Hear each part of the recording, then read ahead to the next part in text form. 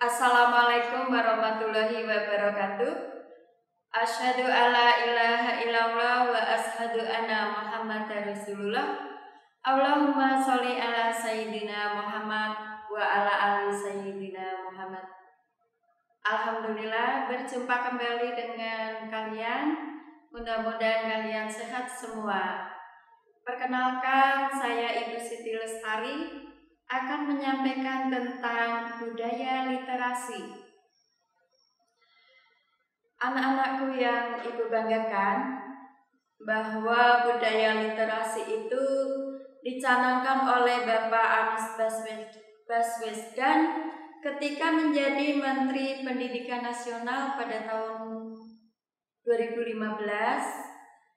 Kegiatan ini disusun melalui Permendikbud nomor 23 tahun 2015 oleh Kementerian Pendidikan dan Kebudayaan Republik Indonesia, mencantumkan mengenai kewajiban membaca selama 15 menit setiap hari di sekolah.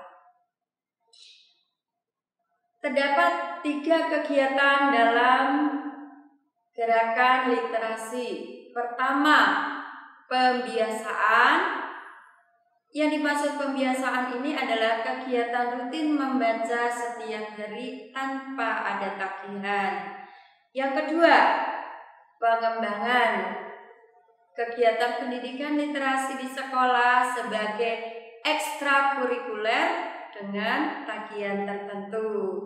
Yang ketiga, pembelajaran. Kegiatan pendidikan literasi terintegrasi ke dalam proses pembelajaran di kelas. Anak-anak yang Ibu banggakan, arti literasi itu adalah suatu kemampuan seseorang untuk menggunakan potensi keterampilan dalam mengolah dan memahami informasi saat melakukan aktivitas membaca dan menulis. Itu ya. Ada juga arti literasi menurut para ahli. Di sini banyak. Satu yang Ibu contohkan menurut UNESCO. Arti literasi menurut UNESCO adalah seperangkat keterampilan nyata, terutama keterampilan dalam membaca, menulis yang terlepas dari konteks yang mana keterampilan itu diperoleh serta siapa yang memperolehnya. Jelas? Alhamdulillah. Ibu lanjutkan tentang jenis-jenis literasi. Jenis yang pertama, literasi dasar ya. Literasi dasar di sini adalah kemampuan dasar dalam membaca, menulis, mendengarkan, dan berhitung. Tujuan literasi dasar adalah untuk mengoptimalkan kemampuan seseorang dalam membaca, menulis, dan berkomunikasi serta dalam berhitung. Yang kedua, jenis yang kedua ya, literasi perpustakaan. Maksudnya di mana yaitu? Maksudnya adalah kemampuan dalam memahami dan membedakan karya tulis berbentuk fiksi maupun non-fiksi, memahami cara menggunakan katalog dan indeks, serta kemampuan dalam memahami informasi ketika membuat suatu karya tulis dan penelitian. Itu yang kedua. Kemudian yang ketiga, ya, yang ketiga adalah literasi media. Tadi pertama dasar perpustakaan, nah yang ketiga adalah literasi media. Maksudnya apa literasi media itu?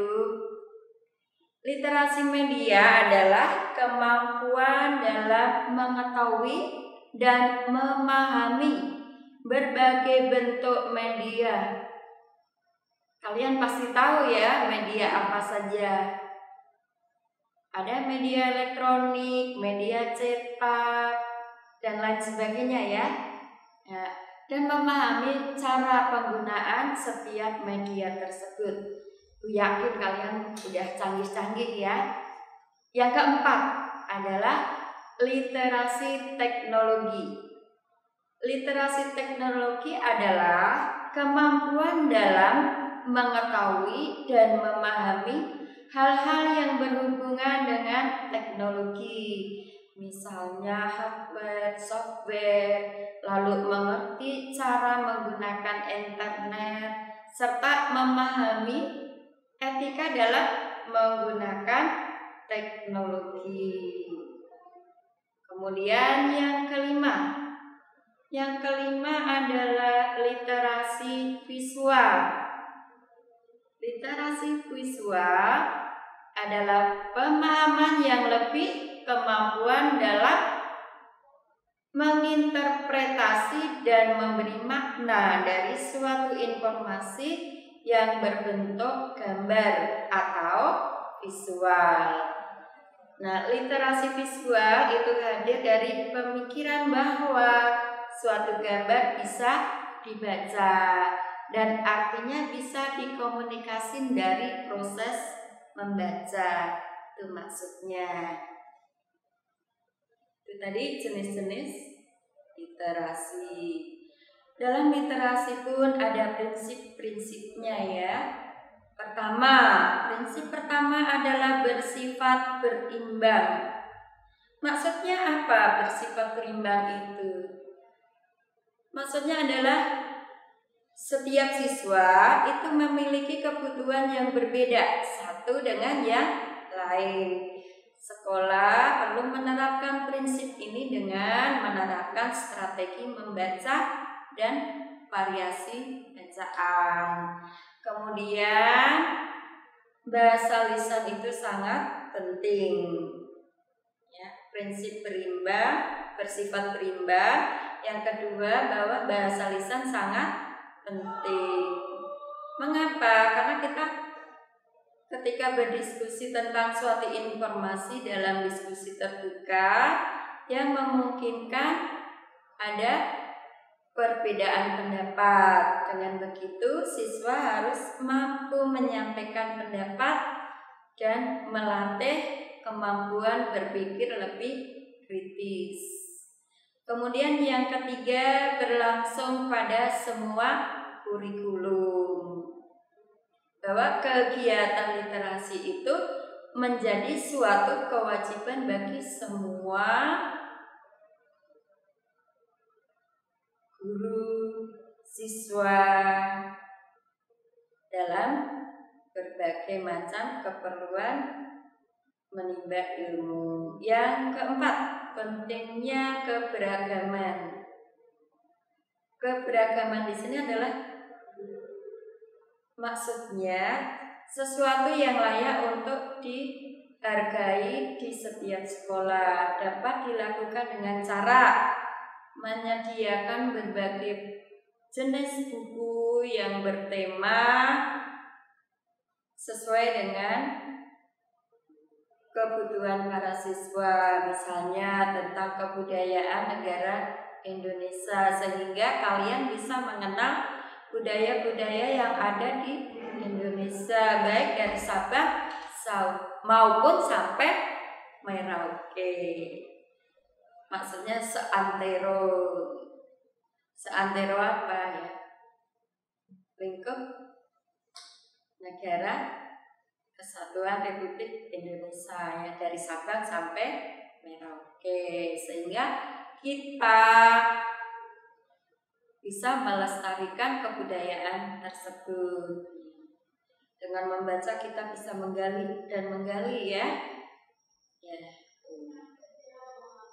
Kemudian Ibu sampaikan mengenai tujuan literasi.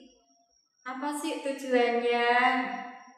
Pertama, menumbuhkan dan mengembangkan budi pekerti yang baik. Menumbuhkan dan mengembangkan budaya literasi di sekolah maupun di masyarakat. Kemudian meningkatkan pengetahuan diikuti dengan membaca segala macam informasi yang bermanfaat. Kemudian meningkatkan kepahaman seseorang dalam mengambil intisari dari suatu bacaan. Kemudian mengisi waktu dengan literasi agar lebih berguna, memberikan penilaian kritis terhadap karya tulis seseorang. Kemudian memperkuat nilai kepribadian dalam membaca dan menulis. Itu ya ketujuannya. Selain mempunyai tujuan bahwa gerakan literasi itu juga mempunyai manfaat. Di antaranya menambah kosakata, mengoptimalkan kerja otak, karena dengan membaca kita tambah wawasan, tambah perbendaharaan kata, menambah informasi, meningkatkan kemampuan interpersonal, ya. Kemudian mempertajam diri dalam menangkap makna dari informasi yang sedang dibaca. Kemudian mengembangkan kemampuan verbal, melatih kemampuan berpikir, menganalisa, ya. Lalu meningkatkan fokus dan konsentrasi seseorang. Dengan membaca kita harus fokus, ya. Tuh. Kemudian melatih apa? Menulis, kemudian merangkai kata-kata. Itu manfaat dari literasi.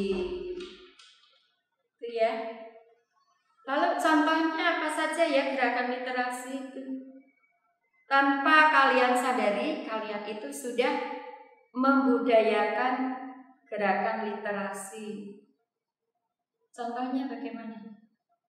Itu ketika kamu baca Al-Quran setiap hari, itu kan meningkatkan budaya membaca, ya. Kalau dalam baca Al-Quran kita mendapatkan pahala, membaca beberapa buku, selain mendapat pahala juga kita mendapatkan ilmu. Nah, contohnya tuh punya kegiatan rutin membaca.